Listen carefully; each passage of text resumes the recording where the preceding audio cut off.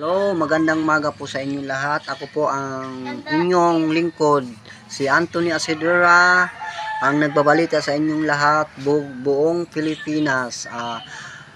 Binabalita ko po sa inyong lahat dito po sa aming barangay ay okay na po ang aming barangay. Medyo wala ng hangin, parang natapos na rin ang bagyo.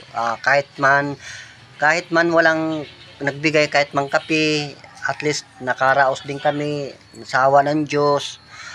Ako po ang reporter ngayon sa ABS-CBN. Nagbabalita po ako sa balita na bagyo ba, pa ba o hindi. Binabalita ko po sa inyong lahat o lahat man ng kababayan ko sa probinsya, okay lang po kami.